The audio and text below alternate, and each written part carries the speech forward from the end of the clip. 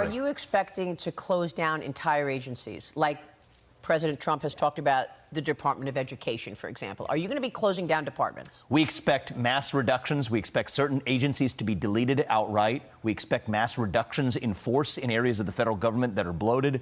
We expect massive cuts among federal contractors and others who are overbilling the federal government. So, yes, we expect all of the above. And I think people will be surprised by, how quickly we're able to move with some of those changes, given the legal backdrop the Supreme Court has given us. You've got what has been called a deep state. You've got people who have been career bureaucrats in place right now. Didn't President Biden put in plans to ensure that you're not going to be able to fire those people at all? How do you get around that?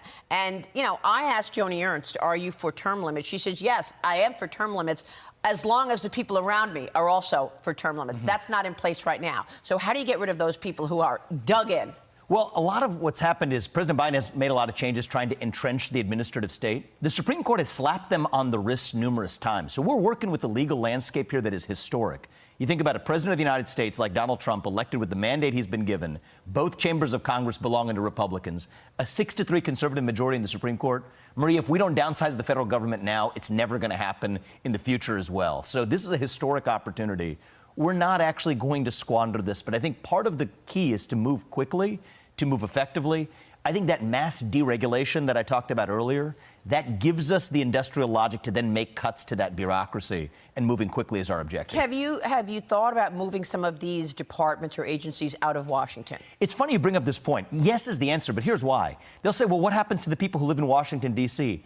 Here's the dirty little secret in the federal bureaucracy today. Most people don't even show up to work. So if you require most of those federal bureaucrats to just say, like normal working Americans, you come to work 5 days a week, a lot of them won't want to do that. And by the way, that creates a logic for many of those agencies being outside of D.C. in the first place. So these are, again, examples. It's a great point you just brought up. So would you sweeping move, changes we're able to make quickly. You could move the Energy Department to Texas or to Pennsylvania. You could move agriculture somewhere else. Is that what you're thinking?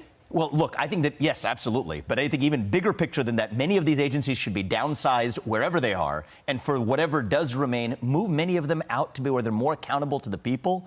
And by the way, if you have many voluntary reductions in force of the workforce in the federal government along the way, great. That's a good side effect of those policies as well. And so our goal is not to be cruel, by the way, to the individual federal employees. Most of them, I do want to say this, are individually good people, and we want to be compassionate and generous in how we handle this transition.